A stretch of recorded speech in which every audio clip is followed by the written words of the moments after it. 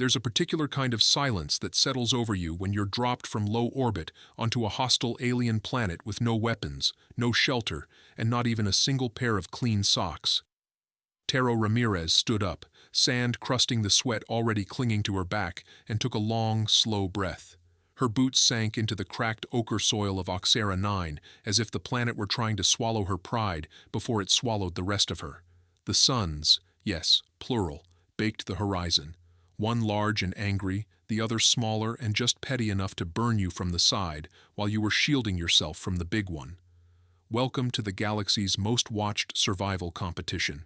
And here she was, representing Earth. Again. Tero narrowed her eyes behind dust-coated lashes and scanned the empty terrain. They said no tech, she muttered. They didn't say anything about common sense. Far off, to the north, something flashed, a shimmer of metallic green in motion, probably a Zuln competitor. They always thought mobility trumped hydration. Let them keep running. This wasn't her first alien rodeo. The Galactic Survival Exchange was a test of instinct, grit, and frankly, sheer spite. 27 alien species had signed up for the week-long challenge.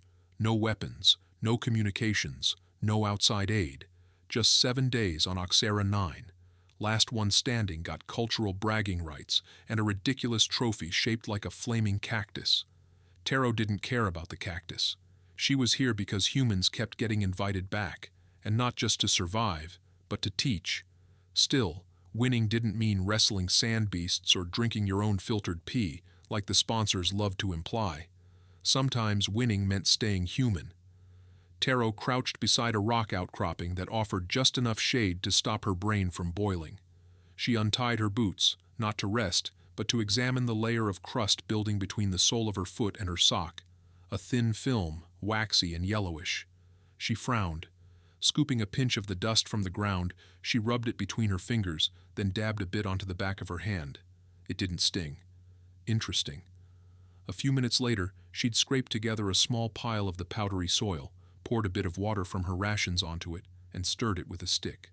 The resulting sludge bubbled faintly, like weak soap. She dipped her fingers in. It smelled faintly alkaline, felt slippery. "Lie?" she whispered, almost impressed. Whoever designed this competition clearly hadn't anticipated a human with a background in biochemistry and a grandmother who made her own soap, just in case society collapsed. "Thanks, abuela." As the two suns began their slow descent, the wind picked up, dry, biting, and filled with the shriek of microscopic sand particles that could peel paint from steel. Tero used a jagged piece of flat stone to dig a trench against a low dune, reinforced it with layers of rock, then stacked dry plant husks for kindling. She didn't light it yet, not until nightfall. Instead, she focused on her hands. She poured the soapy sludge over her fingers and scrubbed them against a worn patch of cloth, rinsing with the precious last ounces of her water ration. Clean hands, clean face, clean mind. The hygiene wasn't just physical, it was psychological warfare. Half a kilometer away, a set of reflective eyes blinked from the shadows. Tero noticed, didn't acknowledge. Not yet. Let them watch. Let them wonder why the human was bathing. She smirked. The next morning she awoke early, despite the cold, and got to work. Her tiny fire had held overnight, a smoldering coal wrapped in buried ash. She fanned it gently back to life and added dry, fibrous brush she'd harvested the evening before. Heat. She collected more of the alkaline soil, this time boiling it gently in her water pot. The stinging smoke told her she was pulling more caustic elements out of the mix. She balanced it carefully and added scraped plant fiber until she had something resembling crude soap putty. She applied it to her arms, her chest, and her back. The air smelled faintly of ash and clean sweat. She wasn't just surviving, she was thriving. At midday, they arrived. 2 Threxians, large, armored, and already sunburned despite their supposedly adaptive scales. They loomed near her trench shelter like reptiles who'd been scammed out of their sunscreen budget. "You waste water," one said in broken Terran standard. "Weak." Tero shrugged. "You smell like boiled cabbage. Want some soap?" The Threxian blinked, confused. The second one snarled, crouched to sniff the air. What is that? Sanitation, she said cheerfully. Keeps infections down, lowers stress, helps with heat rash. They glanced at each other, clearly unsure if she was threatening them with cleanliness. Then she offered them each a sliver of the lye soap. The bravest took it, sniffed it, licked it. Poison? Nope, soap. You rub it, then rinse. The other hissed. She leaned closer. That smell you're noticing? That's me not rotting. They didn't respond, but when they left, they took the soap with them. That night, a third alien arrived. A Tver, serpentine and pale, with ice-blue fronds trailing behind its neck like aquatic antennae. It slithered to her fire without asking. You burn wood. I burn plant fiber, mostly dead stuff. Smokes a bit. The Tver blinked sideways. Smells comforting. You are clean. Fire is warm. Permission to sit? Tero waved a hand. Knock yourself out. She passed a bit of boiled root she'd softened into a chewable mush.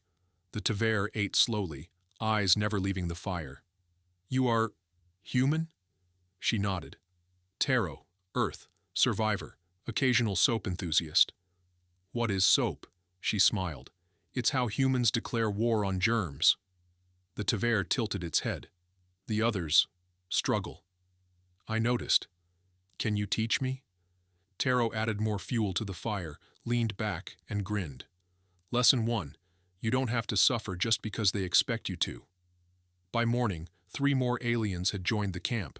2 carried burns from failed fire-starting attempts. 1 had a rash from sleeping in damp moss. All of them smelled like regret and mildew. Tero gave each a task: gather kindling, collect more alkaline soil, shred dry roots, and within hours, they'd turned her trench into a camp. She didn't become the leader. That wasn't her goal. She became the example. And examples? They spread like wildfire. By day 3, her camp smelled faintly of ash and lavender thistle. Soap had become currency. Fire had become comfort. And Tero was clean, fed, warm, and completely rewriting the idea of survival. Not through dominance, not through violence, but through humanity. And that, in the end, was more terrifying to the galaxy than any weapon Earth had ever built. There were no official alliances in the Galactic Survival Exchange, but by the morning of day 4, Tero Ramirez had an unofficial one. A Zuln scout with scorched claws now gathered her morning kindling. The Tver who once shivered through the first night now tended the fire like it was sacred. And the 2 Threxians?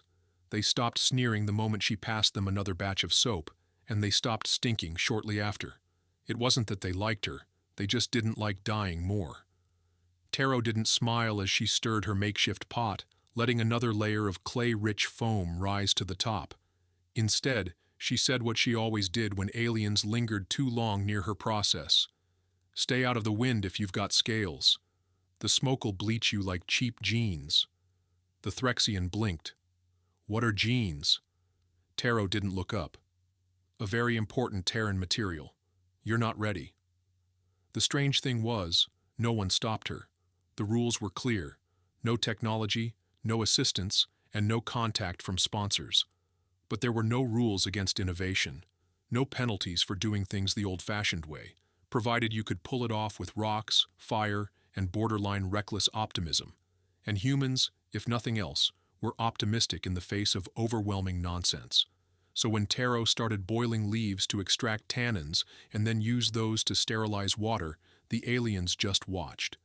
When she showed them how to dig an evaporation pit using a clear leaf membrane and a stone cup, the ones who hadn't drank in 2 days took notes. And when she set up a latrine, yes, a latrine, with designated hand-washing areas using soap and ash, well, suddenly her camp had traffic. That afternoon, a drone buzzed overhead.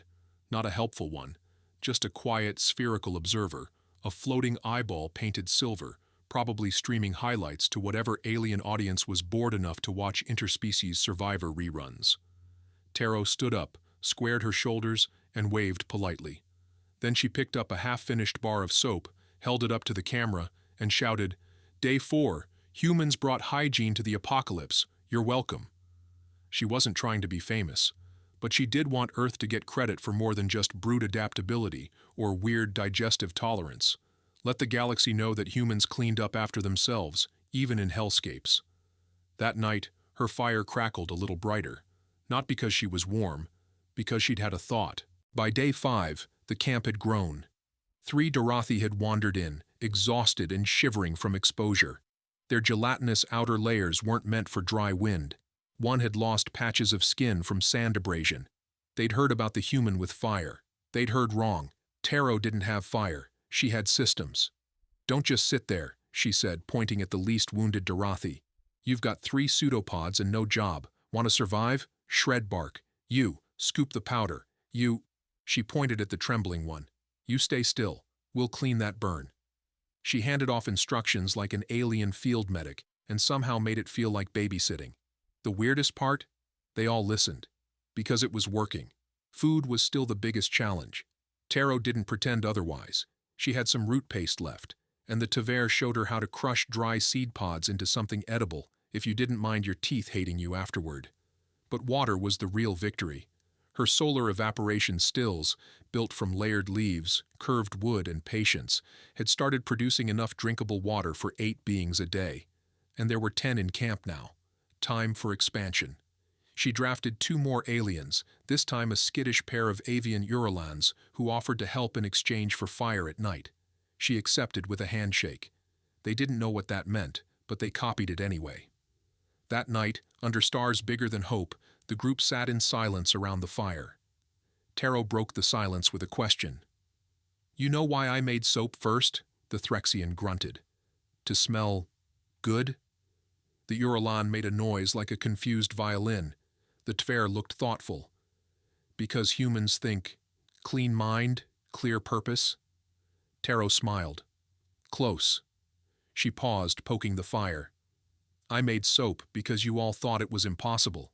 You panicked. You assumed survival meant suffering. Humans, we just assume there's always a way." Silence followed, except for crackling flames. Then one of the Dorothi whispered, "You are different." Tero nodded.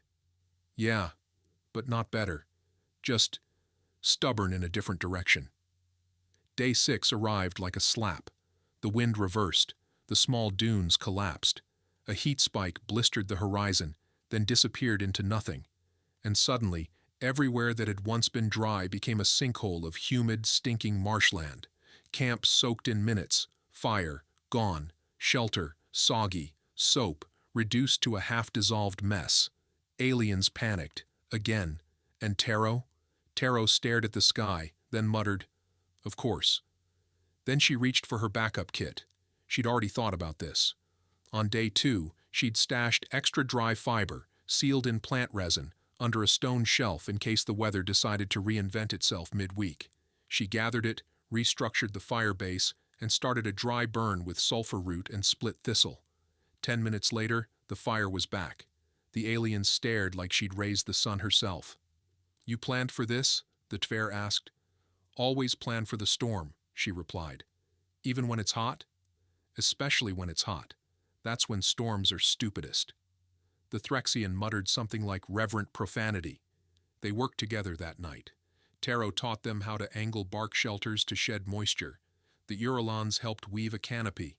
The Dorothi nested in soft pits she'd designed using old Terran composting layouts. And the fire? It burned steady. And so did their hope. As the final morning rose, the drones returned. But this time, there were more of them. Dozens, buzzing silently over the transformed camp. The other competitors? Most were missing. Some had tapped out. Some had wandered too far. One had apparently tried to eat a glowing fungus and was now in another reality, according to the announcers. But Tero's camp was still alive, still clean, still standing. And most terrifying of all, they were organized. A human had shown aliens not just how to survive, but how to live. No one said anything when the first drone landed. Not hovered, landed. It plopped down at the edge of Tero's camp like it belonged there, kicking up a puff of dry silt and giving off that faint mechanical whir like it was impatient to be noticed. Tero, of course, noticed. She also ignored it, because she was busy teaching a Threxian how to scrub moss off a bark basin without tearing the fibers apart. "Slower," she said. "It's a bowl, not an enemy." But, no but. You scrub it like you care about dinner, because if you don't, we're all eating bark chips for breakfast. The Threxian grunted, corrected its angle, and began cleaning properly. The drone made a soft beep. The Uralon nudged Tero with a wingtip. It is watching. It's always watching, Tero replied, flicking water off her hands. Now we let it learn something. By midday, 6 more drones had landed. Some just floated nearby, others blinked as they recorded. One of them emitted a barely audible translation feed, broadcasting the words, Species 42, Human, Live Feed Priority, in a constant loop. Are we a documentary now? The Zuln asked. We're either entertainment, Tero muttered, or education. She glanced up. Let's make it the second one. It wasn't that she loved the spotlight. It's just that the moment she saw all the cameras pointing at her team, her makeshift village of misfit aliens clinging to survival on a no-tech planet, something clicked. The galaxy wasn't just watching her, it was watching us, humans, the same species that got laughed at in every interstellar science forum because of how primitive we were, the same species that got invited to this exchange just to prove we'd fall apart without AI or nanotech. So she did what any proper Earthling would do in that moment. She leaned into it. Day 6, second shift, she narrated loudly, gesturing to the drones like a cooking show host. Let's walk through a basic hydration protocol when your filtration stills are compromised by rain. The drones whirred in sync. The Dorothi wiggled with embarrassment nearby. Why are you speaking to nothing? Because nothing is broadcasting to a few billion sentient beings, Tero said with a grin. And one of them might be hiring. She crouched next to the still. This is a banana pod. It works because its skin is hydrophobic. You can use it to redirect filtered condensation into a container, assuming you have a container and at least half a brain. The Threxian raised its hand. What if we don't have a container? Then you carve one out of rock like I showed you, or use a seed pod, or your own mouth, I don't know. Innovate. Pause. Just don't pee in it. Learned that on day 1. That night, Tero's camp was glowing. Not metaphorically, literally. They'd figured out how to heat certain types of lichen until they pulsed faintly with blue bioluminescence. The light wasn't strong, but it was enough to keep the nearby insects away and reduce the frequency of sleep deprivation-fueled screaming. A huge win by local standards. The drones captured everything. One wide-angle drone even recorded a time-lapse of the camp, transforming from a half-dug pit of smoke and stress into a functioning survival unit with hygiene zones, fire safety rings, and coordinated food prep shifts. Galactic audiences watched in awe as aliens who had never even seen fire made tea with a human. The next morning, something changed. Tero was cracking open seed pods when the Zuln walked up, holding something with all 4 hands. It was a parcel. A small one, wrapped in bark, sealed with resin, and stamped with a red logo Tero didn't recognize. Where'd you get this? She asked sharply. The Zuln shrugged. The drone dropped it, said it was a neutral cultural token. Tero stared at the box. Neutral cultural token. That could mean anything from a congratulations gift to an explosive bribe, but curiosity was a hell of a drug. She opened it. Inside was a chunk of soap. Perfectly cut, earth-made, vanilla-scented, and a tiny hand-printed note. You started a hygiene revolution. Earth is watching. Finish strong. Mom. Tero laughed, hard. Then she held the bar up to the drones. Now that is product placement. The last night was approaching, and the tension crept in like a slow fog. Everyone felt it. The Uralons got quieter. The Threxians sharpened sticks unnecessarily. Even the Dorothi stopped bubbling cheerfully when the wind changed direction, because everyone knew what came next. Final evaluation. The survival exchange didn't just measure points in categories, it ranked, and only one species would be deemed the most adaptable under primitive conditions, which meant someone would win and everyone else would lose. That night, Tero called a meeting around the fire. She didn't stand. She just stirred the flames and spoke like she was narrating bedtime to a bunch of children made of spikes, goo, and feathers.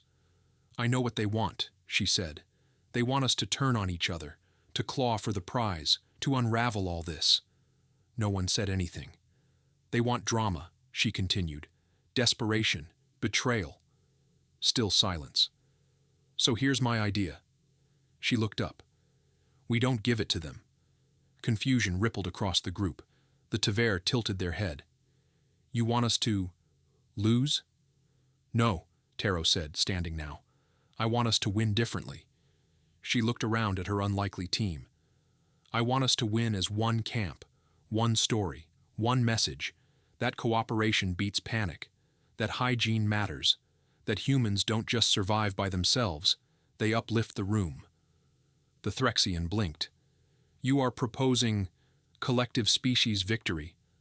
Tero grinned. I'm proposing a rewrite. We don't need to prove humans are better. We need to prove humans make everyone. There was a long pause. Then the Urolons began to clap. It was awkward. They didn't really have hands, but they flapped their wings with conviction. The Threxian hissed something approving. The Dorothi jiggled with excitement. And just like that, they agreed. No sabotage, no betrayals.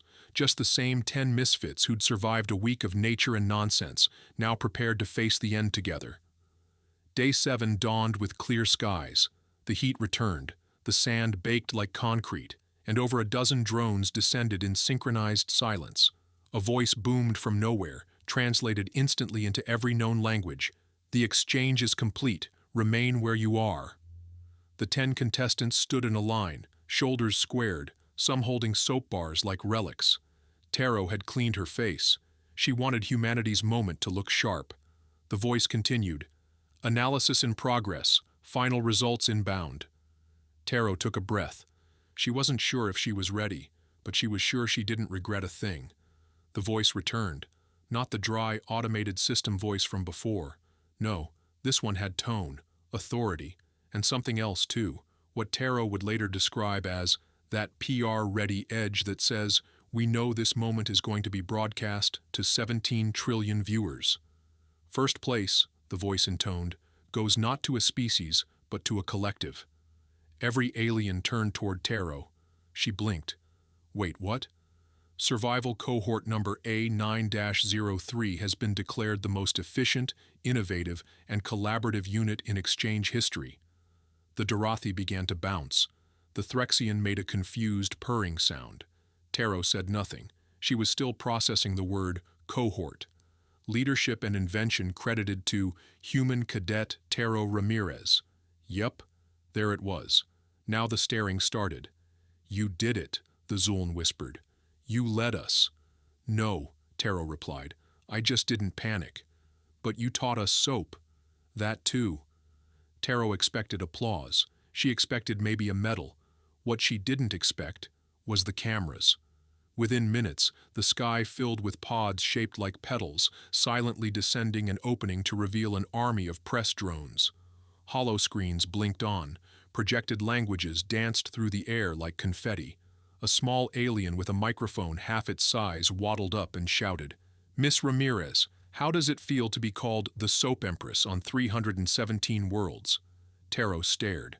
She blinked, then said the only thing that made sense. I'm sorry, did you say Soap Empress?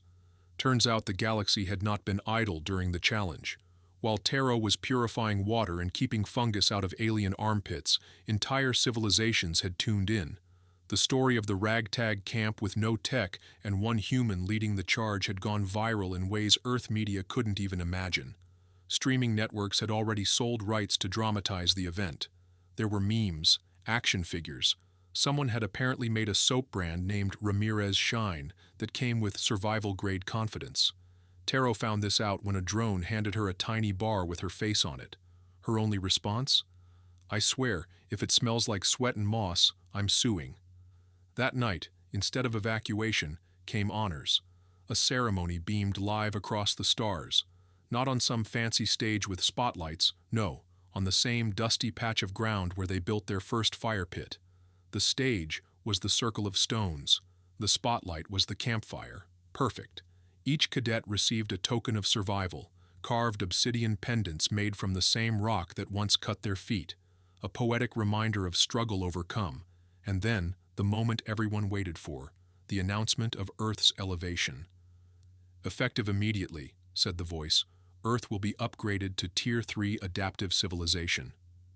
A beat, then applause, a lot of applause, because Earth, the planet known mostly for loud music, unpredictable weather, and an awkward diplomatic incident involving spaghetti, had just done what no one expected, led an interspecies survival unit with no tech, no weapons, and no AI, and won by teaching soap. Of course, not everyone loved it.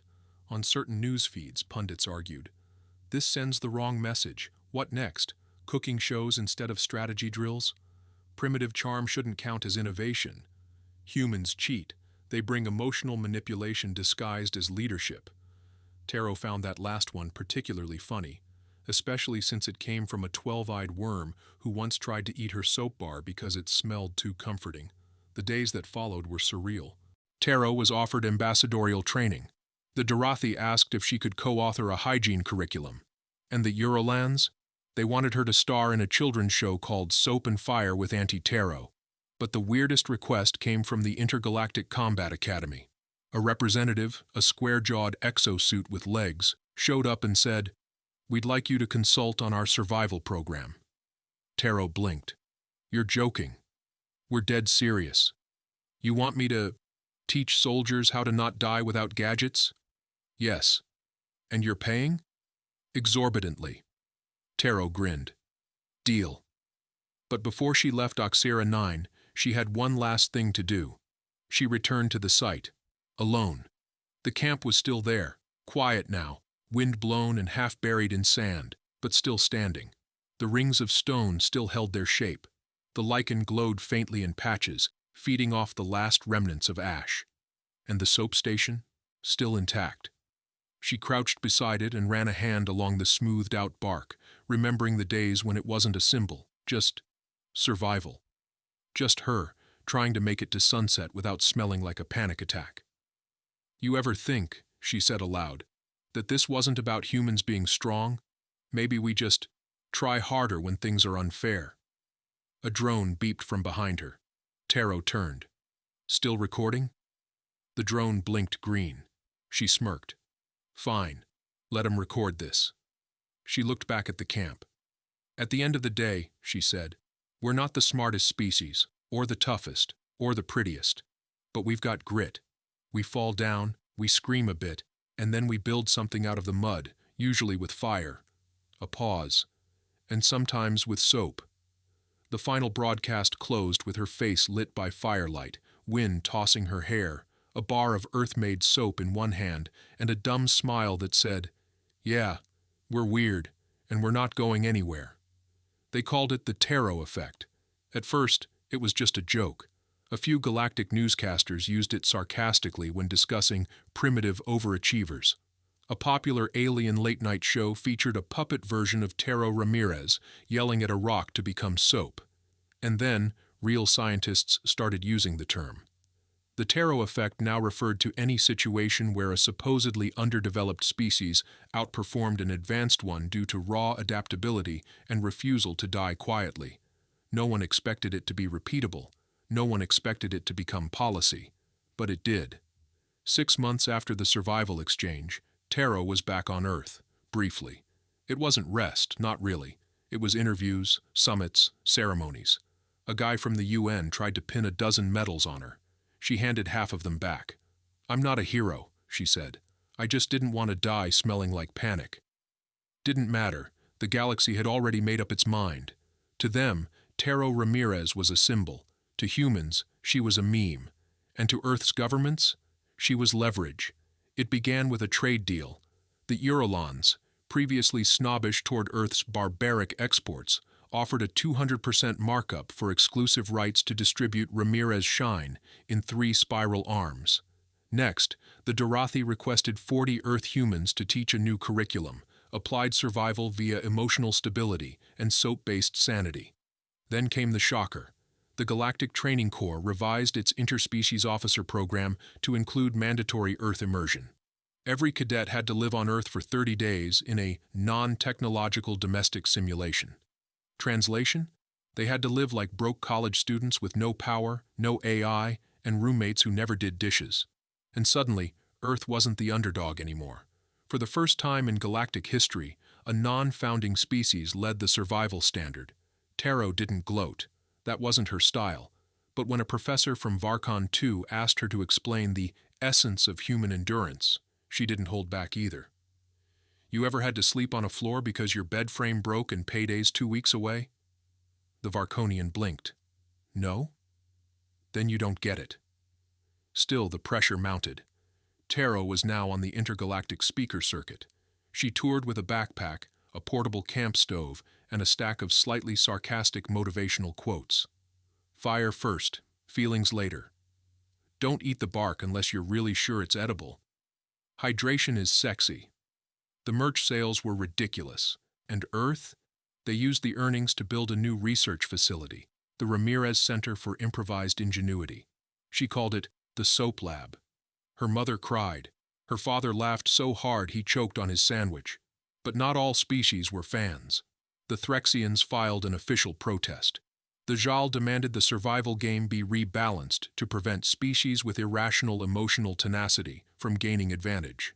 One senator from the High Council muttered, "If this soap-making nonsense becomes galactic doctrine, we're all doomed." Tero's response? She mailed him a bar, labeled, "For external use, unless you want to be dramatically unprepared." But beneath the fame and noise, something else was changing. Young cadets, alien and human alike, started asking a different kind of question. Not, "What's the fastest way to win?" but, "What can I build if everything's gone?" They weren't looking for tech answers anymore. They wanted dirt tricks. They wanted creativity. They wanted resilience. And in a weird, backhanded way, Tero had given it to them. Back on Oxera 9, the camp still stood. The fire pit was now ringed with glass plaques in a dozen languages. The first shelter? Preserved. The soap basin? A historical exhibit. Tourists came. Students visited. And someone, no one knows who, carved a message into one of the stones. Here, a human didn't just survive. She reminded us why survival matters. It was 2 years later when Tero got the call. A new planet. Similar challenge. More hostile. No tech. And they wanted her to lead the first all-species joint response team. "Why me?" she asked. The admiral on the line laughed. "Because if we're going to land 12 species on a hell world with no tools and tell them to live, we need someone who can make soap, fire, and leadership from scratch." She sighed. "Fine, but this time, I'm bringing matches." As she packed her kit, bare bones as always, she looked at her reflection in the mirror. Same wild hair, same old boots, but something new in her eyes. Not fear, not pressure, just readiness. She picked up her old obsidian pendant and looped it around her neck. "Back to the dirt," she whispered. And with that, Tero Ramirez stepped into history a second time.